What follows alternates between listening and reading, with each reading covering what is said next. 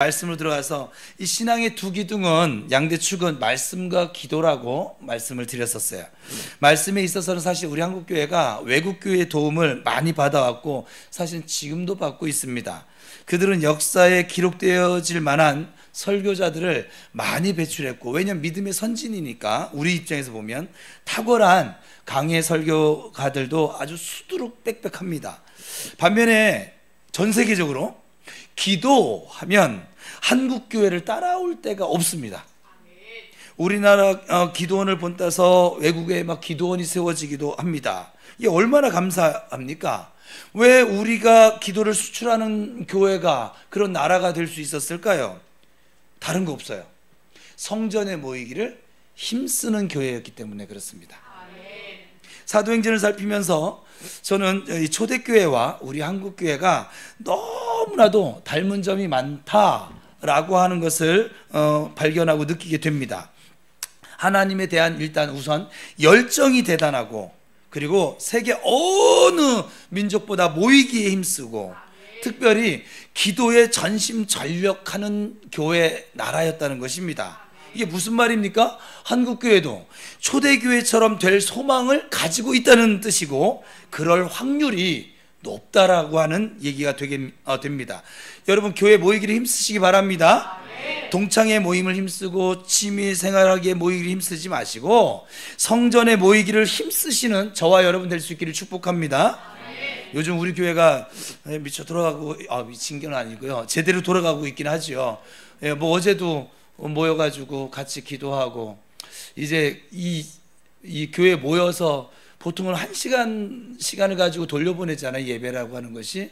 저희는 지금 어제 4시에 모여서 6시 끝나는 게 아쉬워서 시간을 좀 땡겨서 더 많은 시간을 가졌으면 좋겠어요. 이번 금주부터 토요일날 3시에 모이는 거로 시간을 바꿉니다. 1시간에도 좀 더 같이 기도하고 모이고 그랬으면 좋겠다고. 그래서 바쁜 분은 가셨는데 또 그렇지 않은 분은 남아서 어제 또 한 9시 반까지 좀 제발 좀 오면 갔으면 좋겠어요. 저는 정말. 아니 좀 적당히 해야 되는데 주일이잖아요. 여러분, 목사가 토요일날 저녁에 좀 쉬어야 되지 않을까요? 우리 박선아 집사님이 그러시더라고요. 어차피 목사님 집에 가셔도 주무시지 않지 않습니까? 잘나셨어요 정말. 예, 물론 자진 않습니다. 어제도 결국 12시 넘도록 삼자대면을 하고 그리고 1시 반인가 2시 잤다가 또 아침에 5시 반에 깨우시고, 약간 이상하세요. 좀 푹 자게 해달라고 했는데도 깨우시네요. 아침에 또 뺑뺑이 기도는 했겠지요. 주님께서 우리 모두에게 은혜 주고 계십니다. 기름 부어주고 계십니다. 마음을 주실 거예요. 우리 조경진 집사님도 하나님이 얼마나 사랑하고 있는지 알게 해주실 거예요. 그 조카들, 저 아이들이 우리 은열이만큼이나 굉장히 가만히 앉아서 예배드리고 있는 모습 보니 축복해요. 여러분, 하나님께서 우리 성전에 모이는 한국교회를 얼마나 기뻐하셨는지, 세상에 기독교 역사가 100년밖에 안 돼요. 2000년이 넘는, 적어도 한 1500년이 넘는 이 개신교 역사 가운데 그 중에 100년이 120년 그 정도인데 전 세계에 기도를 수출하는 교회를 만들었어요. 이게 얼마나 여러분들은 뭐에 놀래요? 하나님께서 우리나라에 복을 많이 주셔서 한 100억 정도는 주셨어요. 이것도 안 놀래고 도대체 뭐에 놀라는 거지? 100억에도 안 놀래고 기도를 수출했다고 놀라지도 않고. 자, 말씀 들어가서 오순절날 성령의 역사가 120명에게 임했습니다. 그들은 뛰쳐나가서 전도에 외쳤습니다. 그러자 단 하루 만에 믿는 자가 3,000명이나 더해졌습니다. 그리고 그들은 날마다 마음을 같이 해서 성전에 모이기를 힘썼습니다. 그들이 모여서 한 일이 무엇입니까? 우리 지난주에 나눴던 말씀이에요. 모임 속엔 사도의 가르침이 있었어요. 오늘날 따지면 목사의 가르침을 잘 받는 교회였어요. 교제가 있었어요. 성도들 간에 서로 사랑의 교제가 있었어요. 그리고 떡을 땜이 있었어요. 오늘도 우리 교회는 떡을 뗍니다. 박지미 목사님 부임 기념으로 떡을 내셨어요. 그래서 지난주도 떡을 먹었는데 또 떡을 먹네. 지난주는 우리 이원철 목사님. 다음 주는 왠지 제가 떡을 내야 되는 것 같은 분위기를 만들어 놓으셨어요. 저 두 분이. 참 이렇게 겁박을 하시네. 어쨌거나 떡을 땜이 있었어요. 그리고 하나님께 드리는, 우리 오늘 아침에 드리는 이 찬양이 있었습니다. 그리고 무엇보다 우리 어제 저녁에 있었던 기도하기를 전혀 힘쓰는 것이 초대교회에 있었습니다. 이런 상황 속에서 놀랄만한 사건이 하나 나타났죠. 오늘 바로 오늘 본문 내용이에요. 나면서부터 앉은뱅이 된, 여러분 이 말이 뭐냐면 태어날 때부터 앉은뱅이니까 이 사람은 한 번이라도 걸어본 경험이 있을까요, 없을까요? 이분은 걷는다는 게 뭔지를 몰라요. 여러분 날 때부터 이게 눈이 멀어서 태어나신 분은, 이분은 세상을 본다라고 하는 개념이 그에게 있을까요, 없을까요? 없어요. 그러니까 닉 부이치치, 우리 안집사님 얘기하시던데, 이 닉 부이치치는 생전 자기 두 발로 걸어본 경험이 없어요. 그래서 걷는다라고 하는 그 느낌도 사실은 알 수가 없어요. 다른 사람들이 얘기하니까 걷는 게 저런 건가? 생각만 할 뿐이죠. 오늘 우리가 만나고 있는 이 나면서부터 앉은뱅이 걷지 못하는 이 사람이 베드로와 요한 사도를 만나서, 우리 식으로 얘기하면 베드로와 요한 목사님을 만나서 치료를 받고 하나님께 영광을 돌리는 장면이 우리가 읽은 서로 교독한 본문입니다. 이 사건이 어떻게 이루어졌을까요? 9시 기도 시간에, 우리 교회는 토요일날 3시 기도 시간에 기도하기 위해 성전에 가다가 바로 이 일을 만나게 됩니다. 오늘도 주일날 예배 시간이지만 주일날 이 10시 40분 예배 시간에 오다가 이 사건을 만나게 됩니다. 왜요? 기도와 모이기에 힘쓴 결과이죠. 오늘 본문 1절 같이 읽겠습니다. 1절 시작.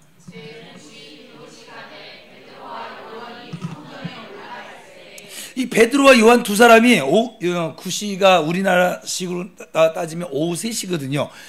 토요일날 오후 3시에 1시간 땡기고는 우리 박성문 성도님이 건의하신 건데 아주 선견지명이 있으셨네요. 난 설교문을 작성하면서도 왜 그 생각을 못했을까?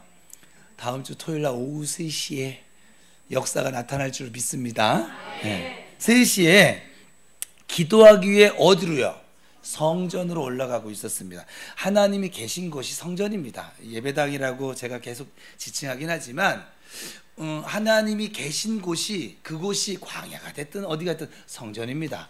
특별히 또 하는 성경적으로 보면 성전은 하나님이 선택하신 장소, 그곳이 성전이 될 것입니다. 어쨌거나 성전에 올라가고 있었습니다. 기도로 하나님께 가까이 나아가고 하나님과 교제하고 하나님을 만나기 위해서 성전으로 올라갔습니다. 하나님 우리를 성전에서 만나 주십니다. 집에서 기도할 수도 있고 하나님을 만날 수도 있습니다. 그러나 베드로가 성전에 오르지 않았다면 지금 우리가 만나고 있는 이 기적은 일어나지 않았을 것입니다. 성전은 하나님과 우리가 만나기로 약속되어진, 하나님께서 선택하신 장소입니다. 그러기에 성전에 사실은 자주 오셔야 합니다. 자주 모이셔야 합니다. 박성문 성도님 그래서 복이 있나 봐요. 제일 우리 교회에서 자주 오시거든요. 제일 자주 오세요. 매일 오시니까. 그죠? 서순자는 저녁에도 오시고, 그죠? 아침에도 오시고, 저녁에도 오시고. 목사보다 더 많이 오시는 것 같아요. 제가 요즘 계속 성전에서 상담하고, 치유사역하고 막 하다 보니까 꼭 그러면 오세요. 저 서순자 성도님 그럴 거예요. 목사님 어떻게 맨날 저렇게 사역하고 계신가? 안 힘들까? 피곤하시겠어요? 저한테 맨날 그 말씀 하시는데, 안 피곤해요. 전 밤새도록 해도 안 피곤해요. 저에게 주시는 은혜인 것 같아요. 그거는 현옥이가 피곤하죠. 기적은 기도를 통해서 많이 나타나요. 사실은 여러분 기적을 경험하고 싶으세요? 기도를 많이 하세요. 기적은 기도를 통해서 많이 나타나요. 그렇지만 또 꼭 나는 기도를 많이 못하니 절망하지 마세요. 그렇지만은 않습니다. 말씀을 듣는 가운데서도 기적은 나타납니다. 찬양을 통해서도 나타납니다. 봉사하면서도 기적을 체험할 수 있습니다. 평소 하나님께 가까이 나아가십시오. 평소에 성전에 모이기를 힘쓰십시오. 그러면 필요할 때 기적이 나타납니다. 예배 드리러 오는 시간에, 교회 청소하러 오다가, 또 작정 기도하러 오는 시간에 기도하러 오다가 하나님을 만나고 기적을 체험하게 됨을 믿습니다. 오늘 본문 2절을 같이 이어서 읽겠습니다. 시작.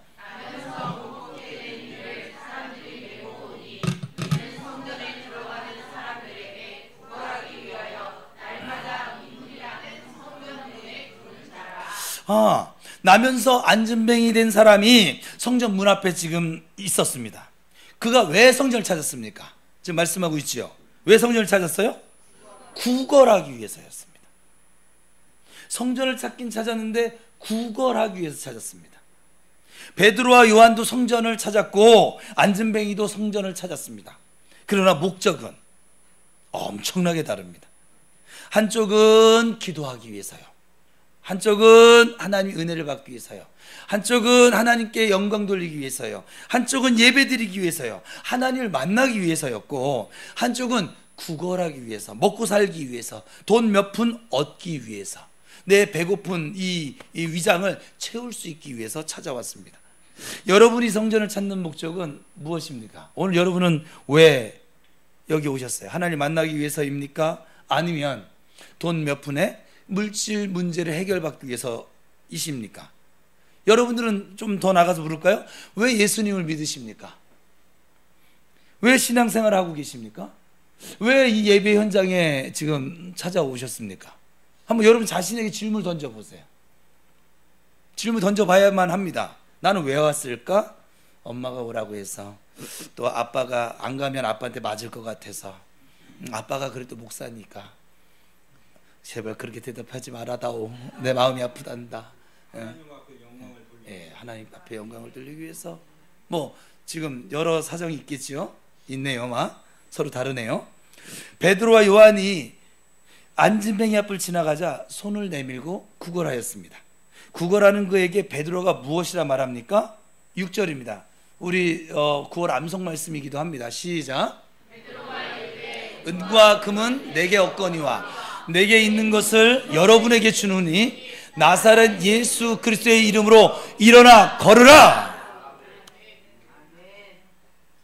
그 구걸하는 그 안진뱅이에게 베드로가 말을 합니다. 은과 금은, 내게는 돈이 없어. 네가 찾고 있는 그것은 내게 없어. 그래서 돈을 줄 수가 없었습니다. 대신 자기에게 있는 것을 주었습니다. 무엇입니까? 예수 그리스도십니다. 자, 옆 사람하고 축복하기, 자꾸 인사시키지 말라고 했는데, 그냥 하지 마. 하기 싫으면. 그 옆에 그래도 뭐 언니니까 해. 그냥 뭐 거기도 해. 그냥 좀 쑥스러워도 해. 그냥 하면 좋잖아. 그냥. 예? 자, 내가 너에게 예수 그리스도를 주노라. 시작.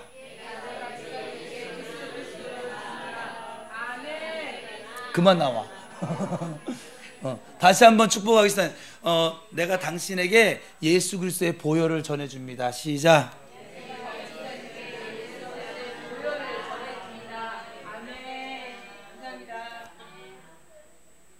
저도 감사합니다. 우리 은열이가 또 저에게 전해주셔서.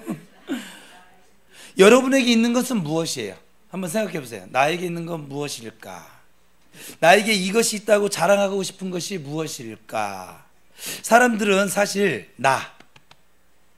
즉 자기 자신을 너무나 자랑하며 삽니다. 사실은 자기에게 주어진 돈, 자기가 알고 있는 지식, 그리고 명예, 뭐 어떤 배경, 자기가 좋아하는 그 어떤 것들, 자기가 생각할 때 그래도 다른 사람보다 내가 이게 더 나아 하는 그 부분들, 그걸 자랑하며 삽니다.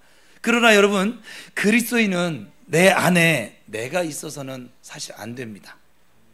내 안에 내가 있다면 나는 아직 그리스도인이 아닙니다. 그냥 나로 사는 것이지. 갈라디아서 2장 20절에 바울의 고백을 아십니까? 내가 그리스도와 함께 십자가에 못 박혔나니 그런즉 이제는 내가 사는 것이 아니요 오직 내 안에 그리스도께서 사시는 것이라. 이제 내가 육체 가운데 사는 것은 나를 사랑하사 나를 위하여 자기를 버리신 하나님의 아들을 믿는 믿음 안에서 사는 것이다. 이게 뭐 해가 조금 긴데 한마디로 얘기하면 나는 이미 예수님과 함께 십자가에 죽었어. 나 죄인 정태호는 이미 죽었어. 지금 내가 살고 있는 건 뭐냐면 예수의 생명을 새롭게 얻게 된 부활한 새 것이 되어진 하나님의 사람 정태호로 예수님과 함께 더불어 사는 것이야. 겉에 육체로는 정태호가 살고 있지만 지금 내 안에는 예수님이 사시는 거야. 이게 성도의 삶의 모습이에요. 근데 한국교회가 욕을 먹는 이유가 뭐예요? 성도들이 이렇게 살아야 되거든요. 이게 정상이거든요. 왜? 세례가 뭐라고 했어요? 나는 이미 죽었어요. 근데 옆 사람 보세요. 죽었나 살았나? 한번 눈동자 보세요. 눈동자 보면 알아. 아주 쌩쌩하게 살아있는지 죽었는지 눈동자 보면 알아요.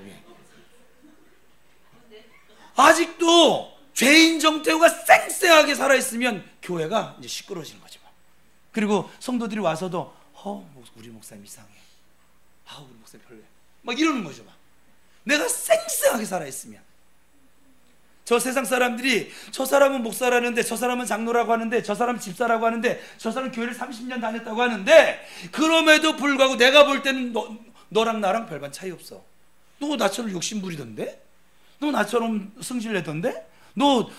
내가 넘어질 타이밍에 너도 넘어지던데? 너 하고 싶은 대로 하면서 살고 있던데? 단지 너하고 나하고 다른 건 뭐가 달라요? 주일날 교회 가는 거. 그 외에는 다 똑같은데? 너도 죄인의 모습을 여전히 지닌 채로 살고 있는데? 여전히 미워하고 용서 못하고 지고집히고 지승질 부리고 지 기질대로 살고 있는데? 야, 네 기질보다는 세상 사람이 그러는 거야. 너의 기질보다는 예수 믿는다고 한 네 기질보다는 야, 내 기질이 훨씬 더 착한 것 같다. 야. 그래서 욕을 먹는 거예요. 다른 게 아니에요. 욕 먹는 이유는 그것 때문이에요. 돈의 문제가 아니에요. 뉴스에 나오는 그게 아니에요. 내 옆에 있는 예수 믿지 않는 이웃이 나를 볼 때 쟤는 교회를 다니는데 교회 다니도 별반 차이가 없네. 뭐하러 가? 그리고 나중에 뉴스에서 이제 돈 욕심 부리는 목사 기사라든지 아니면 장로 기사라든지 어떤 교회 문제가 나오면 그래, 그럴 줄 알았어. 그들이 예상한 대로 우리가 지금 흘러가고 있는 거죠. 우리 옆에 아주 교회에서 굉장히 신령하다고 소문난 권사님인데 내가 옆에서 그러니까 욕심 더럽게 많더라. 굉장히 이기적이더라. 지만 알더라. 그래서 안 되는 거예요. 내 안에 그 세상 사람들이 볼 때 저 교회 다니는 열심히 다니는 사람 그 속에 예수가 안 보여. 예수의 마음도 안 보여. 예수의 정신도 안 보여. 예수의 눈도 안 보여. 예수님의 발도 안 보여. 아무것도 안 보여. 그만 보여. 그것도 그의 욕심만 보여. 또 우리는 어때요? 그건 그들이 평가고 우리도 크게 보여. 그래서 나 자신에게 실망해. 넘어져. 우리도 그래요. 사단이 볼 땐 또 어떻게 보여요? 이제 3자예요. 사단이 볼 때는 그래, 네가 생각하는 그거 맞아. 네가 그러고도 목사야? 네가 그러고도 집사야? 네가 그러고도 권사야? 네가 그러고도 장로야? 네가 그러고도 30년 교회 다녔다고 어디가 떠들 수 있겠어? 막 조롱을 하는 거죠. 거기에 우리는 멋들어지게 넘어지고 그래, 나까지 무슨 목사라고 나 이제 목회 못해, 그만둘래. 여보, 나 목회 그만둘래. 가짜예요 지금. 진짜 또 심각하게 듣지 마요. 저는 목회하는 게 지금 얼마나 즐거운데요. 하나님과 동행하는 게 얼마나 즐거운데 이 즐거운 걸 왜 뺏깁니까? 그 마귀의 속삭임에 멋들어지게 우리가 넘어져서 이제 예배를 못 드리는 거예요. 목사님의 말이 사람의 말로 들리지고 저분들이 하는 말이 강대상에서 있는 가식적인 것으로 보여지게 만들고, 그래서 신앙생활을 못하게 만드는 거죠. 저는 나의 아버지가 참 좋습니다.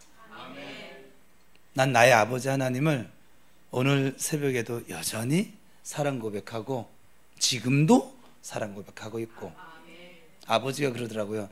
야, 너 새로운 영혼 많이 보내주니까 언제 한 번이었어요? 진리자매 왔을 땐가 보다. 끝나고서 오늘 예배 아버지 어떠셨어요? 그랬더니 그러더라고요. 네가 나를 보는지 그 사람을 보는지 너 테스트한 거야. 내가 모르는 분이 한 분 그때 왔었었는데 진리자매가 아니었다. 누구였지? 예? 흑암. 내가 예배 가운데 사람에게 교회 수 많아지는 것에 내가 관심을 두고 있는지 아니면 아버지께 관심을 두고 있는지 테스트를 해보셨대요. 저를 달아보셨대. 제가 통과를 했을까요? 안 했을까요? 통과를 너무 멋있게 했나 봐요. 저는 몰랐는데 저는 그런 생각을 안 했거든요. 아예. 전 누가 오든지 여기 차든지 누가 빠지든지 사실 예배 드리는 동안은 큰 관심이 없어요. 예배 마치고 나서는 이제 그때는 제 관리할 영혼들이니까 하는 게 묻지요. 왜 그 영혼은 오늘 예배를 어떻게 드렸을까요? 궁금하니까. 저는 여러분 예배 잘 드리기를 축복합니다. 왜? 예배에 생명이 있거든요. 예배에 은혜가 있어요. 여러분 예배에 하나님의 사랑이 담겨져 있어요. 예배에 하나님의 뜻이 담겨져 있어요. 예배에 성령의 기름 부음이 있어요. 예배에 여러분의 마음 터치, 하나님의 손길이 터치함이 있어요. 그 예배가 중요해요. 우리 교회 안에서 예수 그리스도가 살아 계신가요? 그렇다면 우리 교회는 예수님이 계신다고, 예수님이 살아 계시다라고 여러분 자랑하십시오. 저 예수 믿지 않는 사람들에게, 저 교회 욕하는 사람들에게. 이보다 더 큰 자랑이 없어요. 이것보다 더 값어치 있는 자랑이 없어요. 그렇기에 나와 우리 교회의 예수 그리스도가 함께하고 계시다고 하는 것이 믿어지시면, 알 수 있으면 우리는 최고의 교회고 최고의 성도인 것입니다. 교회의 생명은 어제나 우리는 앞으로도 예수 그리스도십니다. 믿으십니까? 우리 큰 소리로 아멘 합시다. 우리 교회가 예수 그리스도의 피 보혈 가운데 세워졌음을 믿으십니까? 아멘. 그렇다면 이 땅에서 우리 교회보다 더 귀한 교회가 어디 있을까요? 이것보다 더 큰 자랑이 어디 있을까요? 우리 모두 불신 세상을 향하여 값어치 있는 것을 좀 주면서 살 수 있기를 축복합니다. 아멘. 돈은 세상이 더 많아요. 좋은 건물도 세상이 더 많아요. 그러나 가장 귀하신 분 예수 그리스도가 그들에게는 없습니다. 그러므로 교회가 해야 할 일이 바로 예수 그리스도를 주는 것입니다. 예수 그리스도를 주는 일만 제대로 하면 우리 교회도 초대교회처럼 칭송받는 교회가 될 수 있습니다. 믿는 자가 더욱더 많아질 수가 있습니다. 하지만 예수 그리스도가 없다면 땅을 치고 통곡할 교회인 것이죠. 어떻게 예수님 없이 교회가 세워지고 어떻게 예수님 없이 예수님 믿는 자가 세워질 수가 있을까요? 여러분 예수님을 전해주시기 바랍니다. 주고 또 주시며 살아가시길 바랍니다. 예수님을 주는 것과 돈 몇 푼 주는 것 중 안전뱅이에게 어느 것이 더 큰 축복일까요? 돈은 한 끼의 양식을 줄 뿐입니다. 그러나 예수 그리스도는 영원한 생명을 주는 것입니다. 구걸하는 안진뱅이에게 베드로가 예수 그리스도의 이름으로 걸으라고 명령하고 있습니다. 6절을 다시 한번 읽겠습니다. 시작. 은과 금은 내게 없거니와 내게 있는 이것을 성도들에게 주노니 나사렛 예수 그리스도의 이름으로 그 영혼은 일어나 걸으라. 육체도 일어나 걸으라. 병든 자리에서 일어나 걸으라. 무너진 마음에서 일어나 걸으라. 주님 말씀하신 거예요. 돈은 잠깐의 문제를 해결하지만 예수님을 만나면 근본적인 우리 인생의 문제가 해결되어집니다. 안진뱅이는 나면서부터 안진뱅이였기에 40여 년 동안 한 번도 걸어본 기억조차가 없습니다. 그러니 걷겠다는 소망도 자연적으로 없습니다. 그거 아세요? 그가 왜 거기 앉아서 구걸하고 있었는지? 우리 같으면 병원을 찾아가 보든지 병 낫기를 위해서 힘썼을 거 아니겠어요? 근데 이에게는 그 소망이 없어요. 왜? 걷는다라는 게 뭔지를 모르니까. 그죠? 걷는 기쁨을 이는 알 길이 없습니다. 그래서 걷는다는 것을 생각해 본 적이 없습니다. 걷는 것은 그가 해결해야 할 가장 큰 문제이지만 동시에 그에게 가장 큰 불가능이기도 합니다. 그러니 걸을 수 있는 가능성 그에게 0%였습니다. 제가 요즘 사람들을 많이 만나고 있잖아요. 지금 요즘 레벨 얘기를 하는데 레벨은 계급은 아니에요. 하나님 앞에 엎드린 것만큼 믿음의 레벨이 생겨져요. 나를 포기한 것만큼, 나를 하나님 앞에 엎드리게 한 것만큼, 하나님이 이것도 인정하신다고 하는 것만큼 우리의 믿음의 레벨이, 저는 그렇게 평가를 하거든요.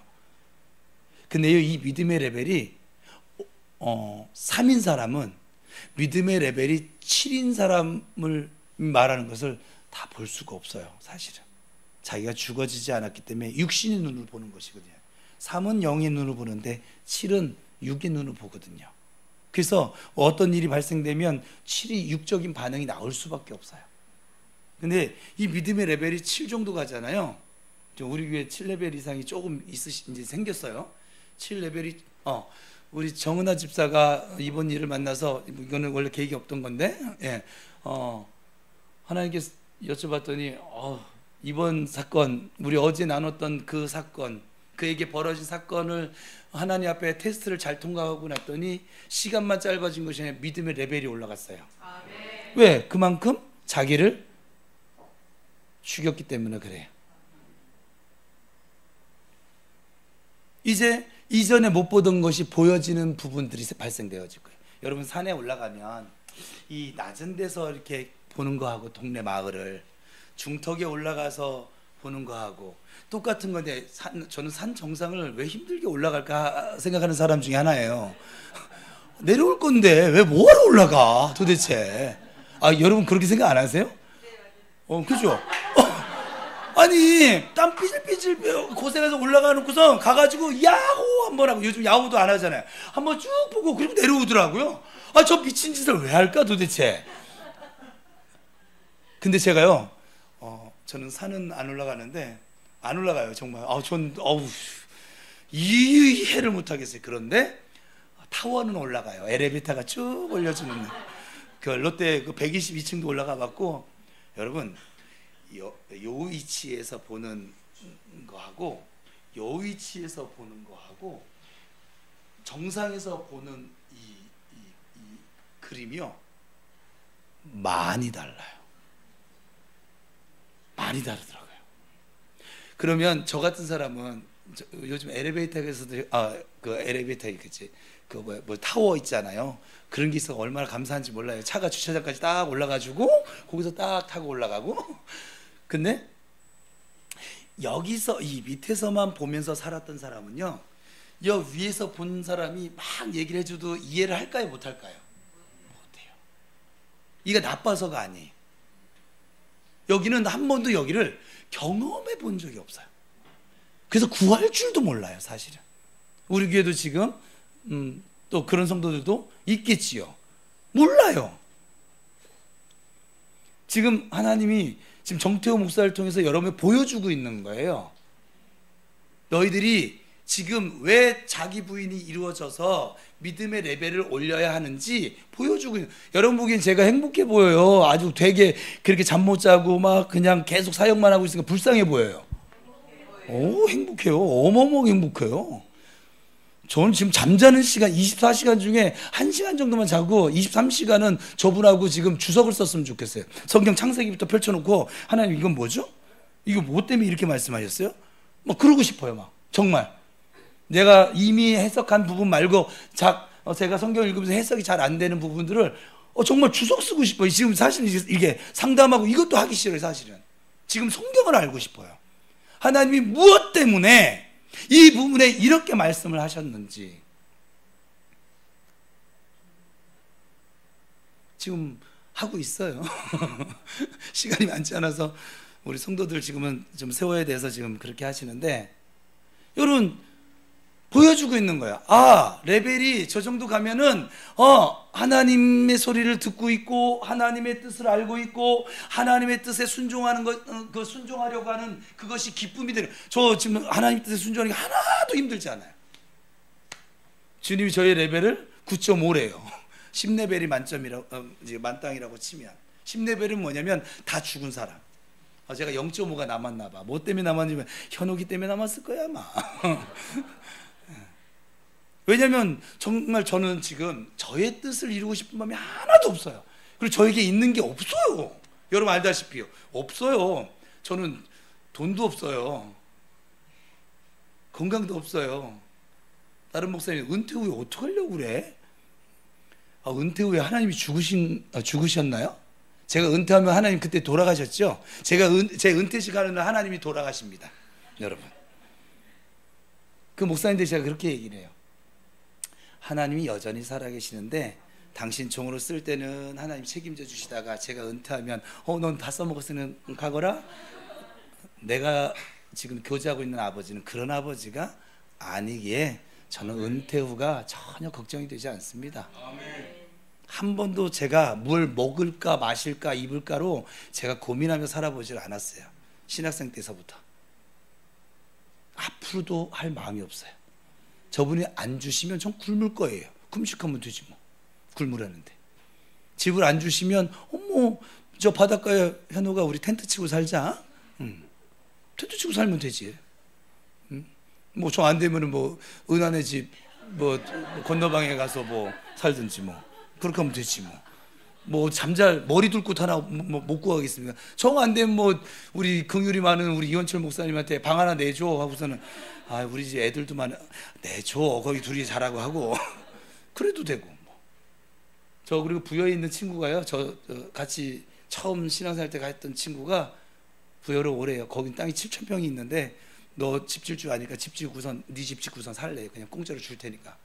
저 갈 곳 많아요. 걱정 안 하셔도 돼요. 그러네 여러분. 전혀 생각도 않고 걷는 기쁨도 모르는 이가 예수님을 만나니까 사실 그에게 근본적인 문제는 걷는 문제거든요. 걷게 되어지면 얼마나 그의 삶이 바뀌어지겠습니까? 근데 그는 그걸 모르기 때문에 구하지도 않았어요. 기껏해야 한 끼 식량 구하며 살았다 이 말이에요. 꼭 우리도 마찬가지죠. 지금 여러분들이 하나님이 주신 이 영적인 레벨에 온전히 아까 갈라디아서 2장 20절처럼 내가 사는 것이 아니요 내 안에 그리스도께서 사신 것이다. 이 비밀에 들어가면 얼마나 여러분 안에 주어지는 것이 얼마나 많은지 그걸 몰라. 그래서 구하지 않는 거예요. 엎드러지지 않는 거예요. 낮아지지 않는 거예요. 왜? 남들도 목사님들도 그러고 살는데 여러분 목사님이 지옥 가면 여러분 지옥 가실래요? 목사님이 맨날 하나님께 쥐어 터지며 살면 여러분 쥐어 터지며 살래요? 아니요. 여러분 여러분의 영생은 여러분의 것입니다. 주 안에서. 아멘. 하나님과 여러분의 관계예요. 아멘. 저는 돕는 자, 우리 이 목사님 돕는 사람이지 우리 박지민 목사님은 여러분들이 하나님 앞에 일대일로 잘 설 수 있도록 옆에서 도와주는 동역자지. 그들이 표본은 아니라고요. 표본은 성경에 있어요. 하나님 이걸 왜 기록해 놓겠어요? 전혀 걷는 기쁨을 모르는 사람이라 구할 줄도 몰랐어. 그럼 우리가 지금 구할 줄 모르는 삶을 만약에 우리가 살고 있다면 뭐예요? 하나님이 지금 나를 위해서 배열해 놓으신 이 소망의 기쁨을 지금 모르고 살고 있다는 것이죠. 그래서 엎드릴 수가 없는 거예요. 구할 수가 없는 거예요. 여전히 지 고집 피며 사는 거예요. 지 승질대로 사는 거예요. 지 지식대로 사는 거예요. 나 하고 싶은 대로 사는 거예요. 그냥 모르니까. 몰라서 그래요. 그래서 제가 예전에는 이게 막 기다리다가 막 짜증이 났었거든요. 사실은 이렇게 얘기해주면 좀 알아듣지 뭐 그렇게 잘났다고 계속 고집을 필까 이랬었거든요. 제 마음이. 근데 제가 어제 부른 게 딱 하나님 다 접었어요. 불쌍한 거예요. 저는 제가 지금 이렇게 왜 설교를 하고 있을까요? 보고 있으니까, 맛을 봤으니까. 전 사과 맛을 봤거든요. 배 맛도 봤거든요. 대추나 열매 맛도 봤거든요. 하나님과 지금 동행한다라고 하는 것이 이제 오늘 저녁에 물어볼 차이. 오늘 새벽에 깨울랬더니 자고 있어서 못 물어봤는데, 주님, 당신의 종 정태호는 지금 주님과 동행하고 있습니까? 에녹과 동행하는 그 장면이 오늘 뺑뺑이 기도를 하는데 이렇게 떠오르는 거예요. 내가 지금 거닐고 있는데 제가 기도를 하면 들려요. 저분이 지금 느껴요. 들리는 게 아니라 저는 느끼는 거예요. 이분이 지금 같이 가고 계시네. 기뻐하시네. 저희를 통해서는 들려요. 느끼고 들리고 보이고 얼마나 재밌게요. 여러분, 그렇죠? 정말 재밌어요. 지금 전도하는 것도 재밌어요. 이제 왜냐하면 저 사람의 상태가 보여요. 저 사람 지금 마귀에 잡혀져 있는지, 어디가 아픈지, 무릎이 아픈지, 어깨가 아픈지 여러분은 안 보이잖아요. 그냥 막 기도하잖아요. 저는 보여요. 그 쓸데없는 기도를 안 해요. 이제는 안 한다고요. 이게 여러분 느껴지세요?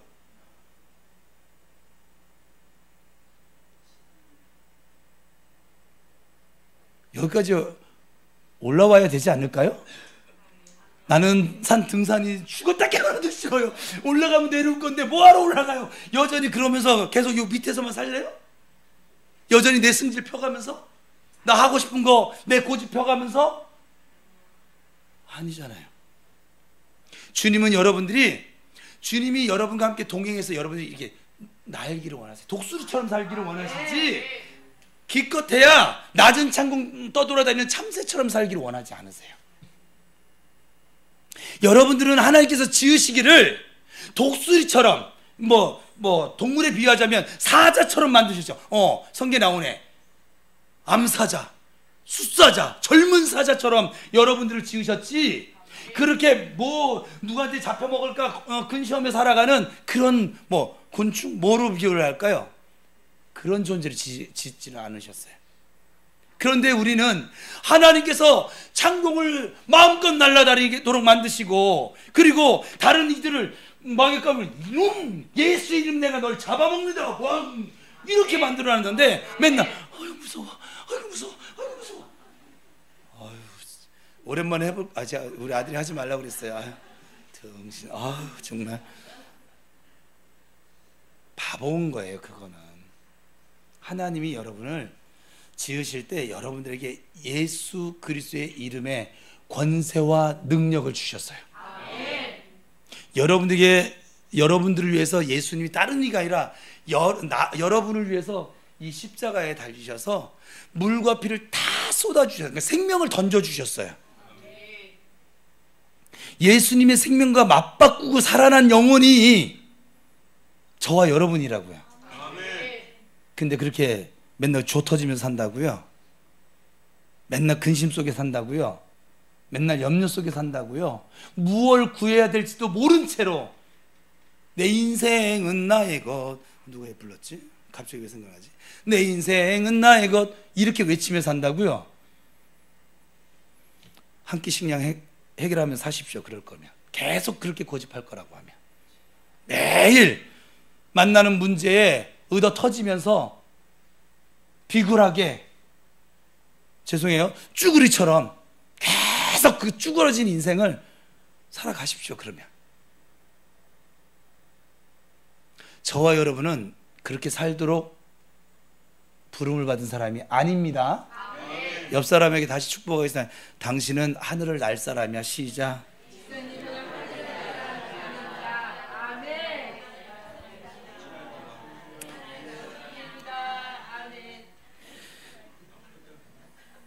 이 안진뱅이가 예수님을 만나니까 그거 알지도 못했던 세상인데 근본 문제가 해결되어졌어요. 베드로는 강력하게 명령합니다. 베드로가 특별하게 기도한 게 아니에요. 무슨 아주 짧아요. 저도 그래서 앞으로 이제 축사를 하든지 뭐를 하든지 나 길게 하고 싶은 마음이 없었어요. 지금 정말 한번 실험은 이제 해볼 거예요. 저는 믿음이 오면 저는, 왜냐면 믿음대로 될 것이니까. 그 전에는 길게 해야지 낫는 믿음이었고 지금 이제 길게 하고 싶은 마음이 사라졌어요. 그냥 이제 시간도 안 되거니와. 그래서 특별히 기도한 게 아니에요. 그냥 예수님의 이름으로 강한 어조로 명령했습니다. 강하게 명령했다는 것은 믿음으로 명령했다는 거예요. 믿음이 충만했다는 거예요. 자신감이 있다는 거예요. 내가 지금 선포한 대로 그에게 그 일이 이루어질 것을 지금 믿었다는 거예요. 우리는 어때요? 우리 능력을 나타낼 수 있어요? 이론적으로 나타낼 수 있죠. 근데 실제로 잘 안 되죠. 왜 그럴까요? 예수님의 이름으로 기도를 하고 있지만, 사역을 하고 있지만 예수님에 대한 신뢰가 없어요. 의심하면서 기도하거나 아예 처음부터 기적에 대한 믿음이 전혀 없이 기도를 하고 있습니다. 그러면서도 예수님 이름으로 기도합니다. 그럼 무슨 능력이 나타나겠습니까? 어떤 성도 한 분이 집회에 참석해서 은혜를 충만히 받았어요. 집회에서 오늘처럼 안진뱅이가 일어서는 설교를 들었어요. 이분이 은혜가 충만했어. 버스를 타고 집에 오는데 차 안에서 어린 안진뱅이를 만난 거죠. 소년을 만났어요. 그래서 자신 있게 그 아이를 보고 붙잡고서 한참을 기도했답니다. 일어서 명령했답니다. 어떻게 됐을까요? 묵묵부답이었습니다. 그래서 얼마나 창피한지 다음 정주에 그냥 내려버렸대요. 이가 훗날 이 사건이 그에게 충격이 되어져서 나는 왜 이렇게 믿음이 없을까? 기도원 원장이 되었다는 전설 같은 얘기입니다. 내 안에 예수가 계신데 왜 능력이 안 나타날까요? 베드로가 모신 예수님과 지금 내가 모신 예수님의 차이가 있을까요? 지금 베드로가 외친 예수 그리스도의 이름과 지금 우리가 외치는 예수 그리스도의 이름이 차이가 있을까요? 아닙니다. 있다면 믿음의 차이입니다. 오늘 설교가 끝난 다음 질병치료 또 문제 해결을 위해서 기도하는 시간을 가질 거예요. 찬송하면서. 그때 어떤 분에게는 능력이 나타날 것이고 어떤 분에게 나타나지 않을 수도 있어요. 내가 하는 것이 아니라 예수님께서 하신다는 믿음, 그 99%가 아닌 100%를 가지실 수 있기를 축복합니다. 그러면 반드시 나타납니다. 주님은 온전한 믿음을 원하십니다. 오늘 보면 7절을 읽겠습니다. 7절 시작.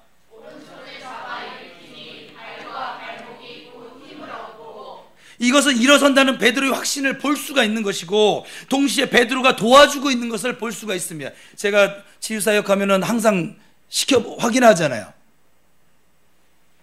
권능은 그리스도의 권능이었으나 도움의 손은 베드로의 손이었습니다. 그는 생각해 보세요. 태어나서 한 번도 걷는 경험이 없었으니까 지금 베드로가 손을 안 잡아주면 걷는다는 게 뭔지를 모르는데 고쳐졌어도 걸을 수 있을까요? 없을까요? 없어요. 제가 지금 사모를 통해서 대원사역을 하면 제가 여러분들 풀어주잖아요. 어제도 하나님 말씀하시대. 정 목사 풀어줘. 오늘도 그걸 할 거예요? 하라고 하신 분이 있으니까 풀어줘. 왜냐하면 일어나 걸으라 걷지를 못해. 이미 일어나 걷도록 고치셔놨는데 걷지를 못해. 하여간 박선아 집사님 같은 분이 많은 거죠. 막. 이미 죽어졌는데 알 수가 없어. 둔감함도 많이 거두어 주셨는데도 불구하고 왜 저렇게 모르시는지, 자기에게 이미 주어진 것도 모르고 그런 분에게 손을 잡아 일으켜주는 도움의 손이 필요하다는 거예요. 제가 이렇게 얘기 왜 했겠어요? 알려줄 거거든요. 하나부터 열까지. 하나님 1부터 10까지 저희는 알려주세요. 그가 스스로 깨닫기를 기다리지 말아주시고 알려주세요. 힘들고 지친 이웃들을 하나님께 치료하고 해결해 주십니다. 그러나 우리는 그들이 일어설 수 있도록 돕는 손길이 되어야만 합니다. 병들어 오랫동안 누워있는 사람을 일으키는 것은 주님이십니다. 하지만 혼자 일어선다면 얼마나 어렵고 힘들까요? 상상도 안 되어질까요? 그때 옆에 누군가가 그의 손을 붙잡아주고 거들어준다면 쉽게 일어설 수 있습니다. 하나님께만 맡기지 맙시다. 하나님께서 치료해 주신다, 이 말은 맞는 말입니다. 그러나 우리도 관심을 가지고 그들을 도와야만 합니다. 치료될 수 있도록, 일어설 수 있도록 부축하고 기도해주고 나누고 그럴 때 일어서고 회복되어지는 것입니다. 여러분이 힘들 때 제가 곁에 서서 일어설 수 있도록 여러분의 손을 붙잡아 줄 것입니다. 제가 힘들 때 여러분이 제 곁에 서서 저의 손을 좀 붙잡아 주시기 바랍니다. 또 여러분 서로가 붙잡아 주시는 부평우리교회 성도들이 될 수 있기를 바랍니다. 우리가 어떤 길을 가든 우리의 인생에 주님께서 끝까지 동행해 주실 것입니다. 나와 주님만 동행하는 것이 아니라 이 성도들이, 이 가족들이 함께 동행해 준다면 얼마나 우리가 가는 이 신앙 여행이 즐거운 길이 되겠습니까? 이 십자가의 길이 고통만 있는 것이 아니라 즐거운 여행이 될 수 있겠냐고요. 우리 모두가 예수 안에서 한 형제라고 하는 것이 무엇이고, 그리고 한 가족이라는 게 무엇입니까? 한 공동체라는 게 무엇을 의미할까요? 그저 일주일에 한두 번 그냥 함께 예배 드린다는 것을 의미하는 것은 아니지 않습니까? 우리는 하나이기에, 성령으로 하나 되어 짐 속에 있기에 아픔도 슬픔도 기쁨도 축복도 함께 해야 될 줄로 믿습니다. 그래서 서로를 의지하고 주 안에서 서로를 돕고 서로를 사랑하고 작은 것 하나라도 함께 나누고, 이것이 우리의 모습이 되어야 될 줄로 믿습니다. 옆에서 일어서기 위해서 안간 힘을 쓰는 그 이웃이 보이십니까? 여러분이 한쪽 손만 잡아준다 해도 얼마나 그에게 큰 힘이 되겠습니까? 아말렉과의 전투에서 모세는 너무 힘들었어요. 너무 힘들어서 손을 들 수가 없었어요. 들어야만 하는데 들 수가 없었어요. 너무 지쳐버려서. 그때 아론과 훌이 모세의 손을 잡았습니다. 각각 모세의 한쪽 손을 잡아줬을 뿐인데 그 결과는 우리가 잘 아는 것처럼 이스라엘의 대승리였습니다. 서로를 도웁시다. 오늘 특별히 제가 여러분을 도울 거예요. 베드로가 일어서라고 명령하고 오른손을 잡아 일으킨 것처럼 오늘 저도 하나님께서 세우신 종으로서 여러분에게 명령할 것입니다. 질병에서 일어서라고, 문제에서 해결받으라고, 그리고 명령하고 기도로 도울 때 다 일어서실 수 있기를 축복합니다. 누군가 나를 도울 때는 일어나야 합니다. 내가 끝까지 일어서지 않으려고 하면 일어설 수가 없습니다. 오늘 여러분은 수많은 도움을 받으며 이미 살고 있습니다. 말씀을 통해서 도움받고 있고, 특히 성령 하나님께서 돕고 계십니다. 제가 여러분을 돕고 또 옆에 계신 성도가 여러분을 도울 것입니다. 그러니 지금 일어설 수 있는 가장 좋은 기회를 만나고 있습니다. 안 된다, 불가능하다 생각하지 마시고 믿음을 가지고 일어서십시오. 일어서도록 몸부림치십시오. 설교를 듣고만 끝낸다면 무슨 소용이 있을까요? 내일 이루어지는 것이 아닙니다. 지금 이 자리에서 이루어질 것입니다. 사실 안전뱅이에겐 믿음이 전혀 없었거든요. 이게 참 중요한 거예요. 안전뱅이에겐 전혀 믿음이 없었어요. 그래서 한 끼 식사를 구걸하는 것이잖아요. 그러나 주님께서 베드로를 통해 강권적으로 역사하셔서 치료해 주셨습니다. 본래 주님은 믿음을 보시고 믿음대로 이루어 주십니다. 그래서 먼저 믿음을 키워주시고 나서 기적을 베푸십니다. 그러나 간혹 믿음이 없을지라도 강권적으로 역사하사 기적을 일으키시는 경우도 있으십니다. 지금 여러분에게 포기해버린 문제, 포기해버린 질병이 있을 수 있어요. 그러나 이 시간 하나님이 세우신 종의 자격으로 강권적으로 명령을 하면 기적이 일어날 수 있습니다. 그런데 하물며 여러분의 믿음과 이 설교자의 선포가 동시에 이루어진다면, 합이 이루어진다면 엄청난 역사가 일어날 수 있습니다. 설교가 끝난 다음 저는 병치료와 문제 해결을 위해서 선포할 것이고, 여러분은 믿음으로 기도하는 시간을 가지게 할 거예요. 우리 딸 은하는 태어나서 저의 잘못이죠. 반지하 물이 많이 차는 교육전도사 시절에 돈이 없으니까 그렇게 좀 안 좋은 집에 산 적이 있어요. 태어나자마자 아토피라는 것이 찾아왔어요.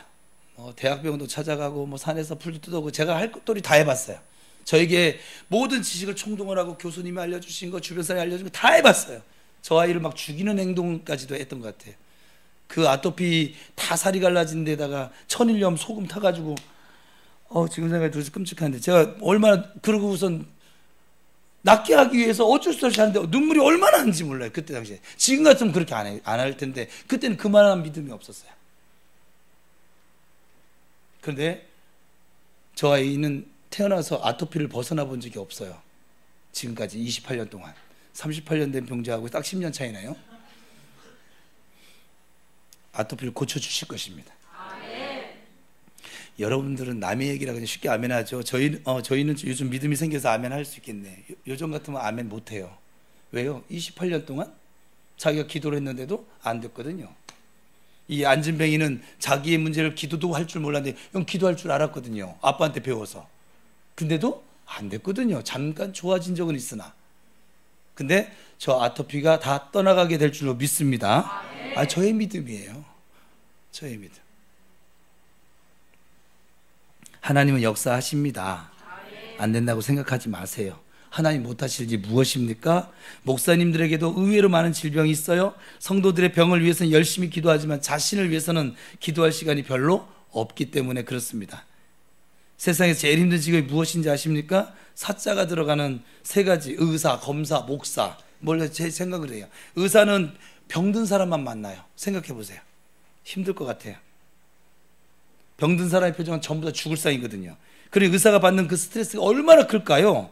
검사는 도둑놈과 범죄자들만 만나요. 세상에서 가장 험하고 못된 자들만 상대를 하니 그 마음이 얼마나 고충이 있고 힘들까요? 그럼 목사는 어떨까요? 병자, 도둑놈, 범죄자뿐입니까? 영원히 병든 자까지 상대를 하니 제가 생각할 때 3사 중에 목사가 가장 힘들지 않을까. 저의 해석이에요. 그러니 병도 많을 수밖에, 스트레스는 쌓여갈 것이고 어디 마음 터놓고 얘기할 사람도 없고 같이 싸울 수도 없고, 그러다 보니 병들고 쓰러지는 목사님들도 참 많습니다. 오늘 설교가 끝난 다음에 교회 전체가 치료가 나타나도록 통성을 기도할 거예요.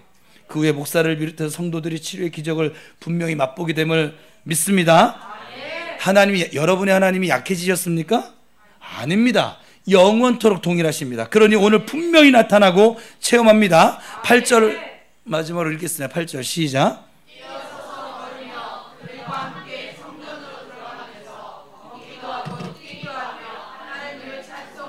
뛰었다는 게 무슨 의미일까요? 완벽하게 치료되었다는 것입니다. 그리고 하나님께 영광을 돌립니다. 베드로가 한 것이 아니라 하나님께서 치료해 주셨기 때문입니다. 이후에 또 어떤 일이 일어났을까요? 믿는 자가 날마다 더하더라. 믿습니까? 이 모든 일이 기도하기 위해 성전에 모이기를 힘썼기 때문입니다. 오늘 여러분도 성전에 모였습니다. 그렇다면 이 시간이 바로 문제 해결과 질병 치료의 기적의 시간이 됨을 믿습니다. 찬양단 나오시고 다 같이 눈을 감으십시오. 믿음으로 한번 구해 보십시다. 여러분 손해 볼 일이 없어요. 지금 병원을 가랍니까? 주사를 맞으라고 합니까? 믿음으로 기도하라는 거예요. 저 같으면 억울해서라도 믿음으로 기도해 보겠습니다. 여러분에게 있는 질병은 무엇입니까? 여러분에게 있는 문제는 무엇입니까? 아니, 여러분들이 환경에 치여서 포기하고 있는 그 문제는 무엇입니까? 이 시간 치료될 수 있다라고 하는 믿음을 가지시기를 바랍니다. 베드로의 예수님과 나의 예수님이 틀린 분이 아닙니다. 믿음 없는 안진뱅이에게도 역사하셨다면 믿음 있는 여러분에게 역사하신 것은 너무나도 당연한 일입니다. 여러분의 질병 위에 여러분의 손을 얹으십시오. 문제가 있다면 여러분의 가슴 위에 손을 얹으십시오. 제가 베드로처럼 여러분을 도울 것입니다. 또 옆에 성도가 기도로 여러분을 도울 것입니다. 손을 얹은 즉 나으리라 라고 하는 말씀을 믿으십니까? 아멘이십니까? 그렇다면 자신 있게 기도합시다. 예수님의 이름으로 명령하십시오. 기적은 여러분의 것입니다. 치료는 여러분의 것입니다. 우리 다 같이 함께 통성으로 여러분 자신을 위해서 기도합니다.